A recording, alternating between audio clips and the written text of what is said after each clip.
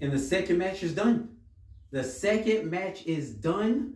And it was a battle of the Amazons right here. Rhea Ripley versus Jade Cargill. It was another marathon of a match. And I don't know what to tell you. I don't know what else you want from Jade. Now, me personally, I don't even like Jade. I don't. I'm not a Jade fan, but you gotta admit that chick did some wrestling just now. She did some good wrestling just now. That was a good match. Good job, Jade. Now, who won? Who won?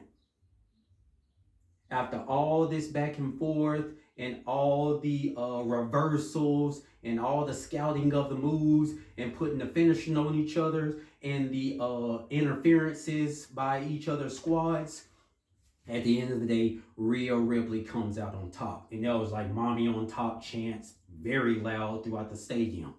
But yeah, this match at the beginning was like all Jade Cargill. She was on her Scott Steiner game. She was breaking down her opponents all power because let's be for real, Jade is stronger. She is very much stronger. So she was on her Scott Steiner stuff, beating her down, beating down Rhea Ripley, even doing the push-ups like Scott. And she was getting in her face, saying, "This is your champ," taunting her and everything like that.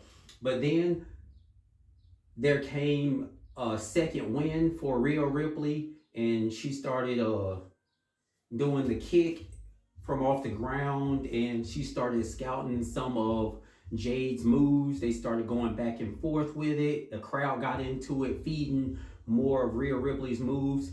And then it got to be a back and forth. They started scouting each other's movements, and that's where it got to be some really good wrestling by Jade Cargill. She was doing great. But then towards the end of the match, Michin and B-Fab came out, and the Riptide got put on Jade, but then B-Fab put the leg on the rope, and the ref saw it because it was like very clear. It was almost too late to be for real. She put the leg on the rope, and then the ref ejected them, but Rhea Ripley tried to chase them down, and then she found out she ain't got to do nothing because Charlotte Flair showed up and took out B-Fab and Michin, especially B-Fab, throwing her into the turnbuckle. And then she hung out for a little bit because Jade put her finishing move on her, and she was by the ropes. And as the count was going, Charlotte put the leg on the ropes. And hey, turnabout's fair play. B-Fab did it for Jade. Charlotte did it for Rhea. Turnabout's fair play. That's about as fair as you can get. I don't know what to tell you. And then after that, Jade got a little distracted, and then she got headbutted by Rhea and got put in the Riptide again for the 1, 2, 3. I gotta tell you, this was a good match. This was a good match. I can't really complain about this one. Yeah, Rhea won. And you better be glad Rhea won too, because if you won that belt, Charlotte's coming for you, and it would have been so much worse. It would have been so much worse. You would have just made Charlotte a double champ. That's all you would have did. But Rhea won. And this is good, but I don't think the story is over between those two. It's whatever.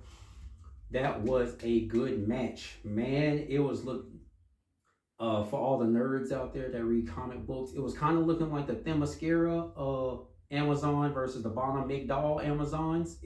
It literally looked like that. That's what it looked like. Power versus power, but Rhea Ripley outlasted the Storm, and she came out with the victory, and that's just what it is. Good job for Rhea. She keeps the belt. She retains. But I got to get back in there because the clash is still going on.